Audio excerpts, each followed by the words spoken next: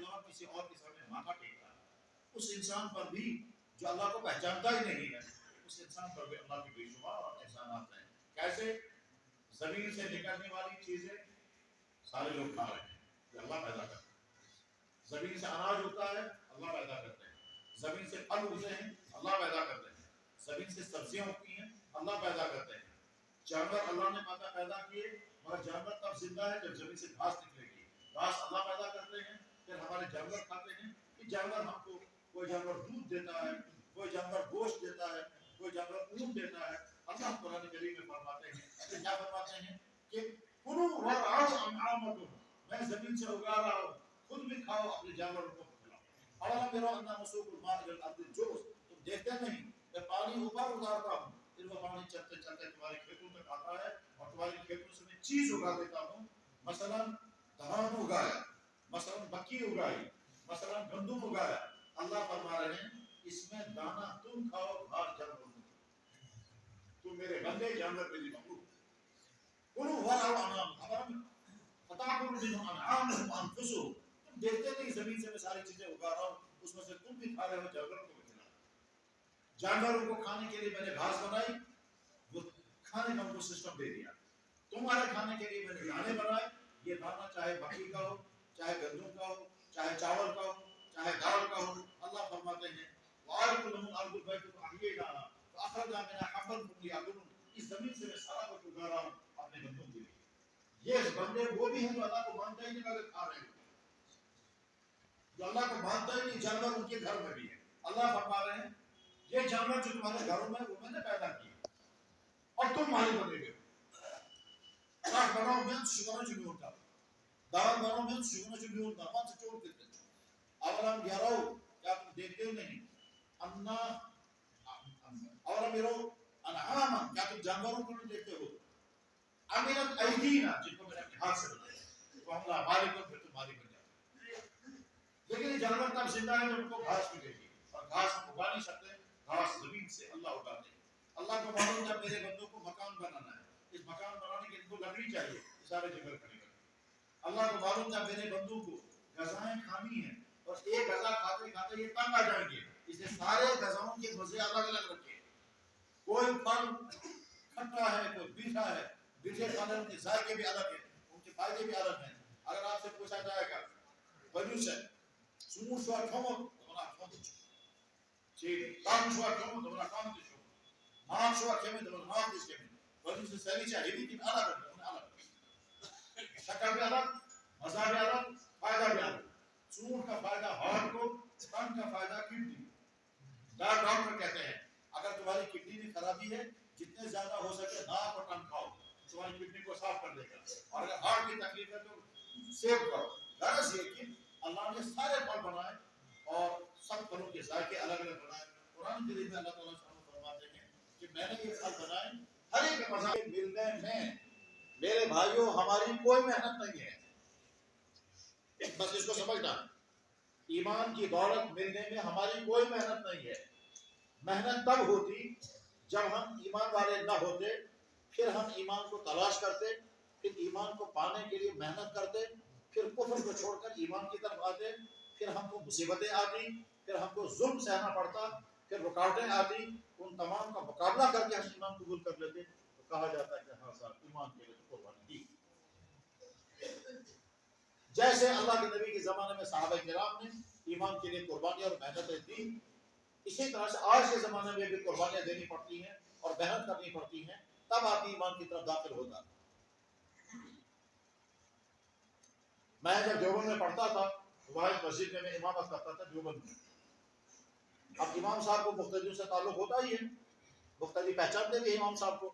تو میں ایک دفعہ وہاں دیوبند کی اسی مسجد میں جس میں امام تھا وضو کر رہا تھا حوض پر، تو وہاں دوسرا آدمی بھی وضو کر رہا تھا، وہ وہاں مقتدی تھا، میں جانتا تھا اسے مگر زیادہ حالات معلوم نہیں تھے۔ تو جب وہ وضو کر رہا تھا تو اس کے ہاتھوں میں نشان میں نے دیکھے، جب ایسے نشان ہے، تو اس کا نام عمر تھا۔ میں نے کہا عمر یہ نشان کیسا ہے؟ تو اس نے کہا نماز کے بعد بتاؤ۔ نماز پڑھنے کے بعد وہ کمرے میں آیا، کہنے لگا امام صاحب آپ نے کیا پوچھا تھا؟ میں نے کہا عمر یہ ہاتھوں میں نشان کیسے ہے؟ کہنے لگا میں نے آج تک کبھی نہیں بتایا، آپ نے آج پوچھا تو میں بتاتا ہوں کہ میں اصل میں مسلمان نہیں ہوں، میں کچھ اور تھا. اب اسے بتایا میں کہاں رہتا تھا، کیا کرتا تھا، کیا تھا. کہتا میں کچھ اور تھا. جب میں نے ایمان قبول کیا تو میرے گھر والے لوہا گرم کر کے پورے جسم میں لگاتے تھے، وہی لوہے کی نشان. میں نے کہا عمر تم نے تو بڑی مصیبت برداشت کی ہے، یہ کہاں کہاں لوہا لگا ہے؟ کہنے لگا پورے جسم میں. میں نے کہا یہ تو بڑی مصیبت تم نے جھیلی ہے. کہنے لگا یہ کچھ بھی نہیں. میں نے پوچھا کیوں؟ کہنے لگے جب میں نے ایمان قبول کیا میرے گھر والے میرے ہاتھ باندھتے تھے ستون کے ساتھ پیچھے، آگے اس طرح گڈے آپس کو. اس کے بعد لیٹرین سے گندگی لا کے میرے منہ میں بھرتے تھے اور کپڑا ایسے باندھ دیتے تھے، اور میں 2-3 گھنٹے تک اپنے منہ میں لیٹرین لے کر کے بیٹھا رہتا تھا. ہاتھ میرے پیچھے بندھے ہوتے تھے، میں اس لیٹرین کو پھینک بھی نہیں سکتا تھا اور اندر نگل بھی نہیں سکتا. اور 2-3 گھنٹے میں نے یہ مصیبت جھیلی ہے مگر میں نے ایمان نہیں چھوڑا. میرے بھائیو اگر اس سے پوچھا جائے گا ایمان پانے کے لیے تو نے کیا کیا، تو وہ کہے گا اللہ کا فضل ہوا اور میں نے قربانی دی اور میں نے ظلم برداشت کیا. اگر ہم سے پوچھا جائے گا ایمان پانے کے لیے تم نے کیا کیا، تو ہم کہیں گے صرف اللہ کا فضل، ہمارا کچھ نہیں. کیوں؟ اللہ نے ہم کو ایمان والے کے گھر میں پیدا کیا. ہمارا باپ بھی مسلمان، ہماری ماں مسلمان، اور جس ماں کے پیٹ میں ہم نے 9 مہینے گزارے وہ کلمہ پڑھنے والی ہے، کلمہ پڑھنے والی تھی.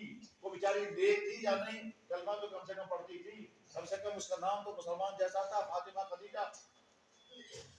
اور اس کے بعد جب ہم پیدا ہوئے تو ہم کو اذان پڑھی ہوگی، اور جب پیدا ہوئے ہماری ماں ہم کو دودھ پلاتی ہوگی بسم اللہ پڑھ کر، اور جب ہم کو ہماری ماں دودھ پلا کر سلاتی ہوگی وہ اللہ اللہ کر کے سلاتی ہوگی. موجر بچہ ساون سے کیا کر دود چاہیے بچہ بچہ سن بچہ کرن اللہ اللہ یہ تو شکر سے بے شک کرن اللہ اللہ. تو تب ہوا نا میرے بھائی جب ہم ایمان والے ماں کی گود میں، اگر کسی اور گود میں ہوتے پھر اللہ بچائے اللہ بچائے. تو اللہ نے ہم کو ایمان کی دولت عطا کی ہے. شیخ فرید الدین عطار رحمۃ اللہ علیہ کہتے ہیں ایمان دار وہ اللہ کے ذات جس نے ایمان ہم انسانوں کو عطا کیا. یا اللہ آپ کی بارگاہ میں شکر. لہذا ہر ایمان والا اپنی ذمہ داری سمجھے کہ بار بار یا روزانہ کسی نہ کسی وقت اللہ کے بارگاہ میں شکر ادا کرے. یا اللہ آپ نے مجھ پر کتنا احسان کیا، مجھے ایمان والا بنایا.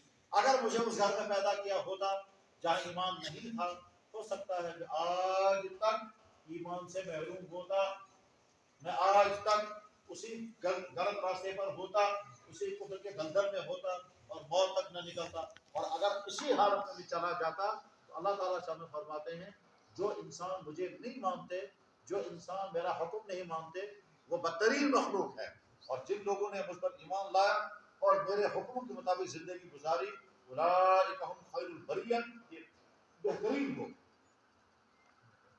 نمبر 1 اللہ کے بارگاہ میں شکر. سو انسان کو نادان واقعہ ہے، وہ نادان جس انسان کو کبھی خیال ہی نہیں آیا کہ اللہ نے مجھے ایمان کی دولت عطا کی، کتنا بڑا احسان کیا. اگر میں ایمان والے کے گھر میں پیدا نہ ہوتا، کسی دوسرے گھر میں پیدا ہوتا تو پھر کیا ہوتا؟ تو ہو سکتا ہے ہم کو ایمان ہی نصیب اور ہمارا حال فرعون نمرود جیسا ہوتا. اس لیے سب کہو الحمدللہ، اور اچھی طرح سے الحمدللہ الحمدللہ علی نعمت الایمان. یا اللہ چینس بارگاہ میں شکر، یا اللہ چینس درباروں میں شکر، شکر کا ایمان اللہ. یہ بات اللہ کے نبی علیہ السلام خطبے میں پڑھتے تھے، الحمدللہ الذی ہدانا لہذا وما كنا لنهتدي لولا ان هدانا اللہ. تمام حمد اللہ کے لیے، تمام حمد اس اللہ کے لیے جس نے ہمیں یہ نعمت عطا کی. اگر اللہ عطا نہ کرتا تو ہم کو نہیں مل سکتا. ایمان کسے کہتے ہیں؟ ایمان نام ہے اللہ کو ماننا ویسا جیسا وہ ہے، اور اللہ کے نبی کو ماننا ویسا جیسے وہ ہیں، اور مرنے کے بعد زندہ ہونا ہے اس کے لیے تیاری کرنا. مرنے کے بعد زندہ ہونا اس کے لیے تیاری کرنا، اس کے لیے یقین رکھنا ہے اس دنیا میں انسان جو کچھ بھی کرتا ہے وہ سارا ریکارڈ ہو رہا ہے، فائل بن رہی ہے. اللہ کے ہاں ریکارڈنگ الگ چل رہی ہے، فرشتے کے ہاں ریکارڈنگ الگ چل رہی ہے. زمین میں جہاں پر جو انسان جو کام کرتا ہے وہ زمین ریکارڈ کر رہی ہے. جس جگہ بندے نے سجدہ کیا زمین ریکارڈ کر رہی ہے. پہاڑ پر بندے نے اذان پڑھی زمین نے ریکارڈ کر لیا. خدا نہ خواستہ اللہ بچائے کسی جگہ بیٹھ کر کسی نے شراب پی زمین نے ریکارڈ کر لیا. زمین کے جس حصے پر جو کام بھی کیا جاتا ہے زمین وہ ریکارڈ کرتی ہے. اور قیامت جب آئے گی تو اللہ تعالیٰ زمین کو حکم دے گا شروع ہو جا، بول کیا کیا ہوا ہے، تیرے پر کیا کیا کیا گیا ہے. اور زمین کا ایک ٹکڑا کہے گا فلانے نے یہاں نماز پڑھی تھی، فلانے نے یہاں اذان پڑھی تھی، فلانے نے یہاں خدا نہ خواستہ شراب پی تھی، فلانے نے یہاں گناہ کیا تھا، فلانے نے یہاں پر ناحق قتل کیا تھا. زمین کے جس خطے پر جو کچھ ہوا ہوگا زمین بولنے لگے گی. قرآن کریم میں اللہ تعالیٰ شانو فرماتے ہیں یومئذ تحدث اخبارها بان ربک اوحی لها. وہ دن یاد رکھنا جس دن زمین خبریں سنائے گی کیونکہ اللہ کا آرڈر ہوگا بتا کیا کیا ہوا ہے. تو زمین میں ریکارڈنگ ہو رہی ہے. اور چوتھی چیز انسان کا جسم ریکارڈ کرنا. جو کچھ انسان کرتا ہے انسان کا جسم ریکارڈ کرتا ہے بالکل اسی طرح سے جس طرح سے کسی آدمی کے ہاتھ میں آج موبائل ہوتا ہے اور وہ ریکارڈنگ کرتا ہے، اس میں ایکشن بھی ریکارڈ ہو رہے ہیں اور انسان کی آواز بھی ریکارڈ ہو رہی ہے. تو جیسے انسان کی بنائی ہوئی یہ چھوٹی سی مشین، انسان کا بنایا ہوا چھوٹا سا اتنا سا چپ سب کچھ ریکارڈ کرتا ہے، ٹھیک اسی طرح سے اللہ کا بنایا ہوا یہ جسم اور اس جسم کے اوپر یہ کھال یہ سب کچھ ریکارڈ کرتا ہے.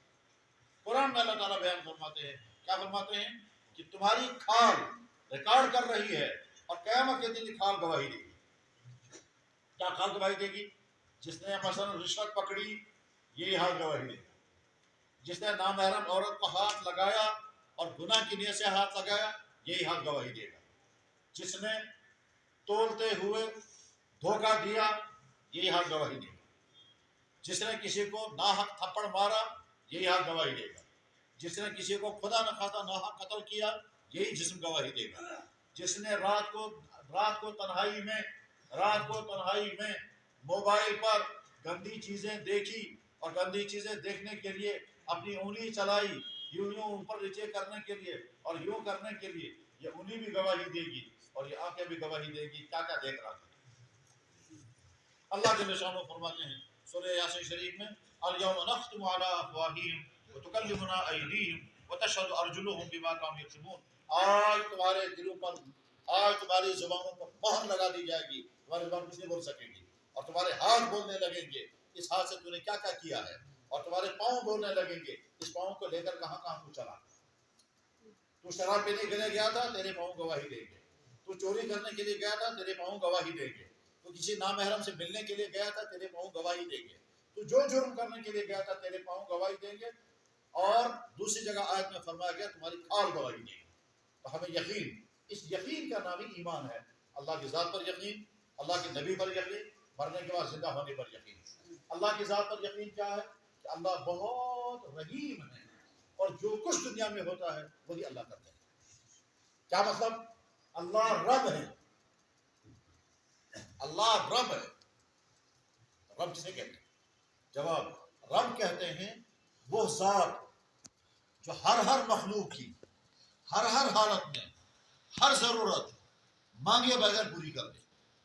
ہر مخلوق کی ہر حالت میں اس کی ہر ضرورت مانگے بغیر پورا کر دے، اس کا رب کہتے ہیں. بچہ ماں کے پیٹ میں ہے، اس کی ضرورت کیا ہے ہم کو نہیں معلوم. اللہ اس کی ساری ضرورتیں پوری کر رہا ہے. ضرورتیں کیا پوری کر رہا ہے؟ اس کو پورا انسان بنا رہا ہے.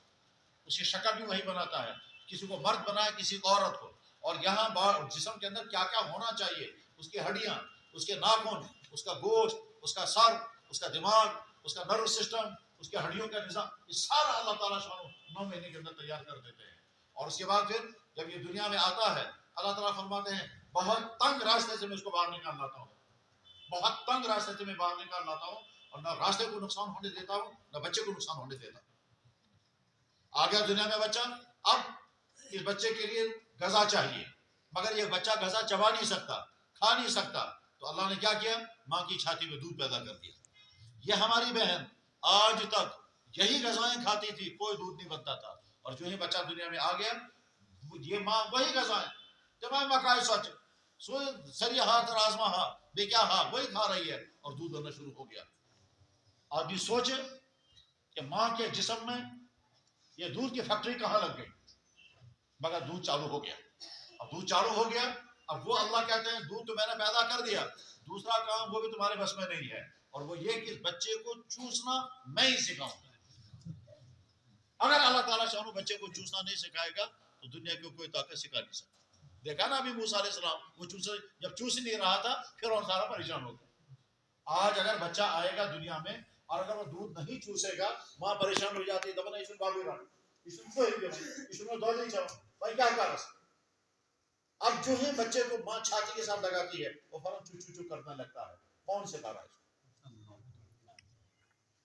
اگر اللہ نہیں سکھائے گا تو نہ ڈاکٹر صاحب سکھا سکیں گے, نہ مولانا صاحب اپنے وعظ سے یا تقریر سے سکھا سکیں گے, نہ ماسٹر صاحب یا لیکچرر صاحب اپنے لیکچر سے سکھا سکیں گے. بہت سارے پیر صاحبان پھونک مارتے ہیں, یہ پھونک سے بھی سیکھنے والا نہیں ہے, کوئی شکل نہیں. یہ بچہ ماں کے پیٹ سے اندر سے آیا, وہاں بھی کوئی ٹریننگ کر کے نہیں آیا, وہاں بھی کسی نے پھونک ماری کہ بیٹا تجھے باہر جانا, وہاں چوسنا, کوئی سکھانے والا نہیں ہے. تو نہ ماں کے پیٹ میں کوئی سکھانے والا ہے, نہ دنیا میں اس کو کوئی سکھا سکتا ہے. لیکن جو ہی بچے کو ماں کی چھاتی کے ساتھ لگاتے ہیں اور بچہ دودھ چوسنا شروع کر دیتا ہے. اور کبھی کبھی دیکھنا, کبھی کیا دیکھنا, جب تمہارے گھروں میں بچے پیدا ہو جائیں, اللہ کی قدرت کو سمجھنے کے لیے بچے کو دیکھو, قدم قدم اللہ کی قدرت ہے. یہ بچہ ابھی آیا, یا تو وہ پینٹنگ کر رہا ہوگا اور یا پھر آنکھیں بند ہوگی. اب اللہ نے حکم دیا اذان پڑھو, تو جو ہی اس کو گود میں لے کر اذان پڑھیں گے, یا تو وہ رو رہا ہوگا, جو ہی اذان شروع کر دیں وہ چپ ہو جائے گا, میرا تجربہ. یا وہ آنکھ بند کر پڑا ہوگا, جو ہی اذان پڑھو گے وہ آنکھ کھول دے گا. نمبر 1.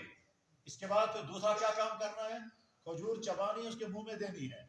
بیچارہ ابھی بچہ دنیا میں آیا, اسے پتہ نہیں یہ کیا ہے, لیکن جب ہم کھجور چبا کر اس کے منہ میں دیتے ہیں 1 یا 2 سیکنڈ وہ بچہ چپ رہتا ہے, پھر فوراً چوسنا شروع کر دیتا ہے. ہم فوراً کہتے ہیں اللہ بڑا ہے وہ اللہ, یہ بچہ فوراً چوسنے لگا, اس کو کیوں کون سکھا رہا ہے. اب بچہ جو ہے ماں کی دودھ کا ماں کے چھاتی پیتا رہا دودھ. اب مسئلہ یہ ہے کہ جب دودھ پیتے پیتے اس کا پیٹ بھر جائے گا, اسے پتہ ہی نہیں چلے گا کہ اندر کتنی کیپیسٹی ہے, کتنا دودھ اندر جا سکتا ہے. نہ یہ پتہ ہے دودھ اندر کتنا گیا, نہ اس کے چوسنے کے سے پتہ چلے گا کہ کتنا کھینچ رہا ہے, اور نہ یہ پتہ ہے اندر تھیلا کتنا بڑا ہے جس میں یہ دودھ جمع ہو جائے گا, کچھ پتہ نہیں ہے. ٹھیک, تیل پمپ پر, پیٹرول پمپ پر تو میٹر دکھا دیتا ہے کتنا تیل آپ نے لیا, یہاں تو کوئی میٹر بھی نہیں ہے, تو کیسے پتہ چلے گا دودھ کتنا چلا گیا. اور ہو سکتا ہے دودھ اندر زیادہ چلا جائے گا اور بچے کا معدہ ہضم نہیں کر پائے گا. آپ بھی اگر ہیوی کھانا زیادہ کھا جاؤ گے پیٹ خراب ہو جائے گا.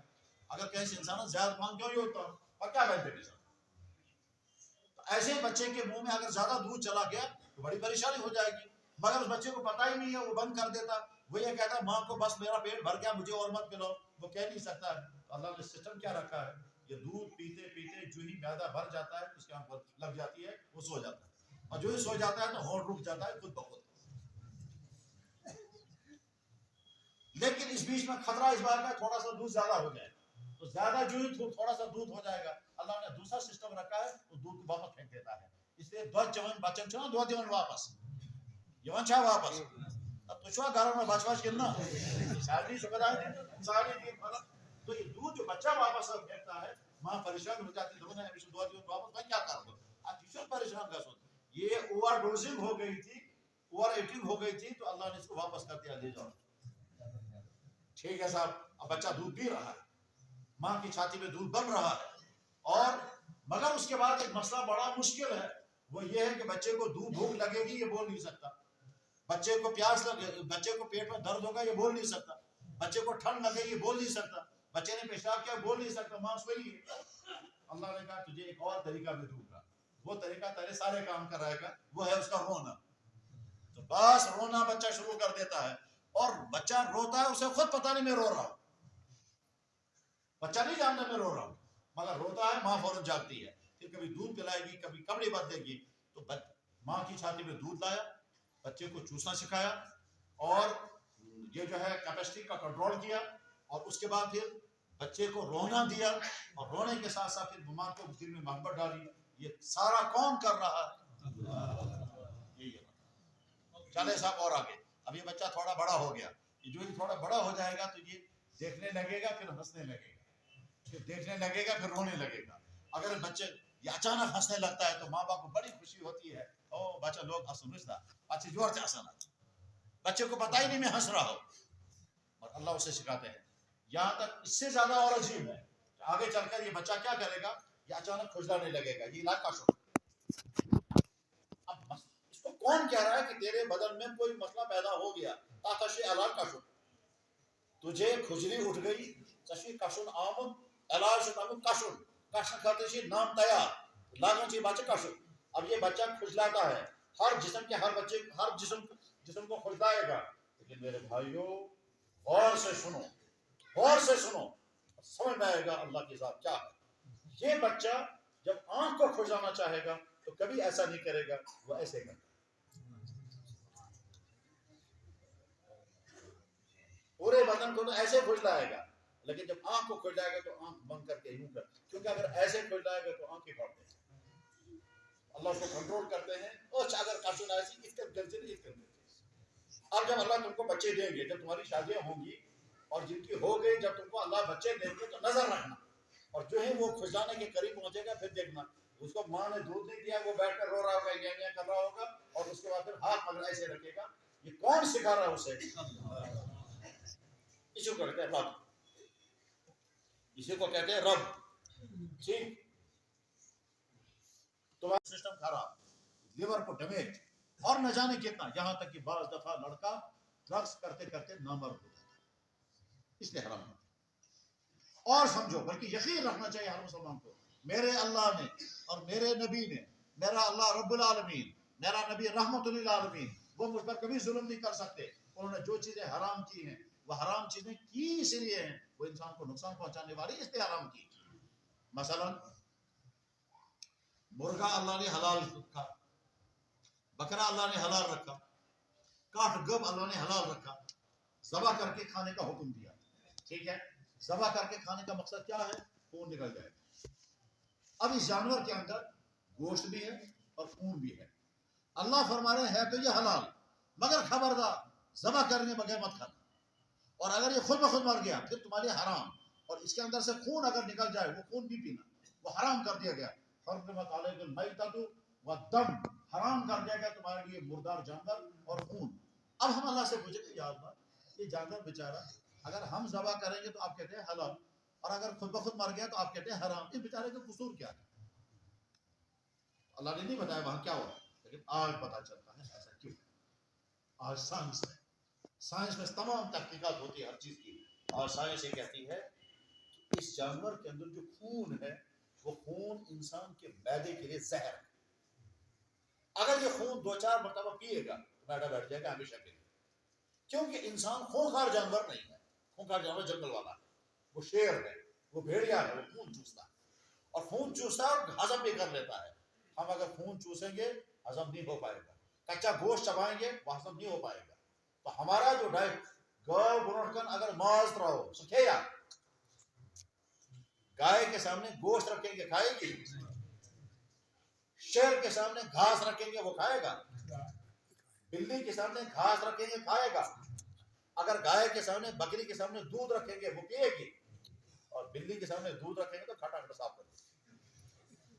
اس کا مطلب یہ ہوا کہ اللہ نے ہر مخلوق کے لیے غذا رکھی ہے.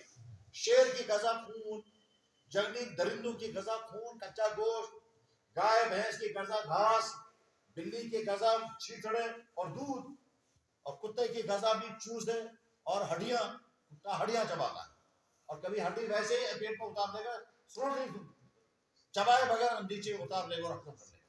کتے کا ڈائجسٹو سسٹم ہڈیوں کا ہضم کر دیتا ہے, چبانے کی بھی ضرورت نہیں ہے, چباتا تو ہے وہ لیکن وہ کبھی چبائے بغیر ہڈی اندر پہنچائے گا اور ہضم کر لے گا. تو اللہ نے ہر مخلوق کا ڈائجسٹو سسٹم الگ الگ بنایا, اس میں بڑی حکمتیں بھی ہیں, سمجھنا چاہیے اللہ کی قدرتوں کو. گائے جب جنگل میں آئے گی نا بہت گھاس کھائے گی, اور یہاں تک جب بھر جائے گی پھر بیٹھ جائے گی نیچے, جب اندر سے گھاس واپس نکالے گی اس کو چبا چبا کر کے دوسرے تھیلے میں ڈالے گی, پھر یہاں سے پھر گھاس نکالے گی, پھر چبا چکا کر دوسرے تھیلے میں ڈالے گی. ڈرامن کرو, ڈرامن چوزانا, اللہ نے سسٹم دیا ہے کہ پہلے گھاس اندر خوب سٹا کرو, پھر نکال کر چباؤ, چبانے کے بعد دوسرے کھاتے میں ڈالو, اور جب دوسرے کھاتے میں ڈال کے یہ والا جو ہی خالی ہو جائے گا, یہ والا دودھ اور گوبر بننا شروع ہو جائے گا. گائے ادھر سے اٹھ کر پھر دو گھاس کرنی شروع کرتی ہے, تب تک چہرے کو بھی بڑھے گی. اللہ تعالیٰ فرماتے ہیں یہ جانور جو تم کو دودھ دیتے ہیں یہ میری قدرت کی نشانی ہے, تم دیکھتے کیوں نہیں؟ اس گائے کے اندر سے میں دودھ نکالتا ہوں سفید, نہ گوبر کی بدبو اور نہ خون کا میٹھی ملاوٹ ہے. دودھ بھی پی رہے ہو وہی گائے کے جسم کے اندر گوبر ہے, کوئی بدبو دودھ نہیں آتی. اور اگر تم اصلی دودھ پینا چاہو گے تو پھر دھار پینا.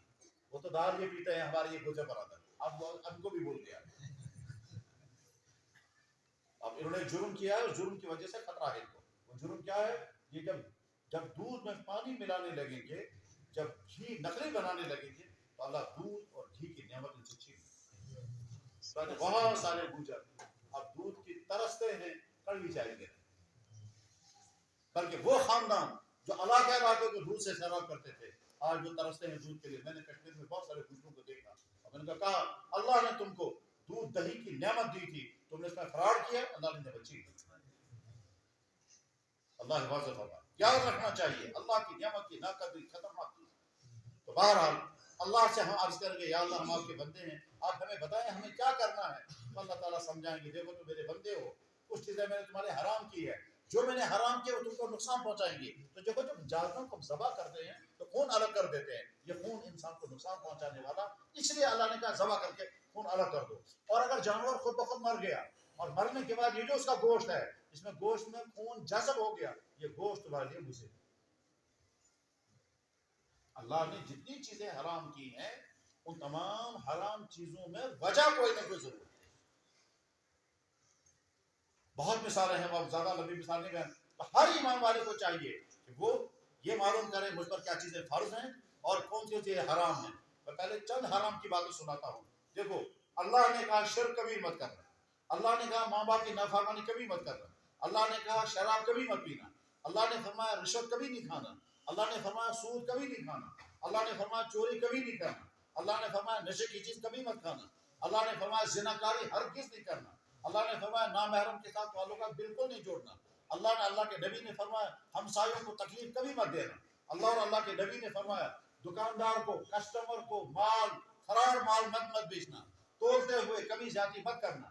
اللہ نے اللہ کے نبی نے فرمایا جوان کو تمہاری جوانی بہت قیمتی ہے, اس قیمتی جوانی کو خراب مت کرنا, برباد مت کرنا. برباد کرنے کا مطلب شراب پیو, ڈرگس کرو, آوارہ پھرو, گانے سنو, میوزک, ڈانس, فیشن, فیس بک اور یہ ساری گندگیاں. تمہاری جوانی پاک ہے, ان تمام خرابیوں سے اپنی جوانی کو بچاؤ. یہ اللہ اور اللہ کے نبی کہتے ہیں. بلکہ سارے جوان غور سے سنو, توجہ سے سنو. جناب رسول اللہ صلی اللہ علیہ وسلم بہت فکر تھا میری امت کے جوان بگڑنے نہیں چاہیے, بہت درد سے فرماتے تھے اے ایمان والو تمہیں کیا بنے گا اس وقت جب تمہارے جوان بگڑ جائیں. ایھا الناس اذا طغى نساؤکم کیف بکم ایھا الناس, لوگوں تمیز کیا بنے تو کاسا پریشانی ہز حالت آسے تو ان خطر یم وز تہذ زنانہ اور بے قابو گژھن, تمہاری عورتیں بے قابو ہو جائیں گی. وفاسق فتیانکم, اور تمہارے جوان فاسق و فاجر بن جائیں گے. فاسق و فاجر بننے کا مطلب وہ شراب پیئیں گے, ڈرگس کریں گے, آوارہ پھریں گے, فضول خرچی کریں گے, وقت ضائع کریں گے, فیشن کریں گے, نامحرموں کا پیچھا کریں گے, دماغ میں بری باتیں لائیں گے, زبان سے گانے گائیں گے, غلط تعلقات جوڑیں گے, گندے فون کریں گے. یہ سارے گندے کام کریں گے تو اللہ کے نبی فاسق و فاجر. صحابہ کرام کو تعجب ہوا, یا رسول اللہ ایسے کیسے ہوگا, ہمارے جوان کیوں بگڑیں گے؟ حضور فرمایا ہاں ایسا تو ہو. افسوس کے ساتھ آپ نے فرمایا یہ میسج ہے جوانوں کے لیے کہ تمہاری جوانی کی فکر تم کو ہو یا نہ ہو, تمہارے ماں باپ کو ہو یا نہ ہو, اس نبی کو ہماری جوانی کی فکر ہم سے زیادہ تھی, جو نبی ہمارے ماں باپ سے زیادہ ہمارا اندر. بھائی ہو سکتا ہے باپ کہے گا بیٹا کرو کوئی حل, ہو سکتا ہے ماں کہے گی گمراہ کہہ پرواہ چھوڑے سے یہ چکر سے کو مت کرو. اللہ کے نبی فرمایا ہرگز نہیں, برباد ہو جائے, تیری زندگی تباہ ہو جائے گی, تو کسی قابل نہیں رہے گا. آج بہت سارے جوان جی خواب دیکھیں گے بڑے بڑے, اور کیریکٹر کو برباد کرتے ہیں، پھر خواب دیتے ہیں بڑے بڑے. یاد رکھو، اچھا کیریئر ڈیپینڈ کرتا ہے اچھے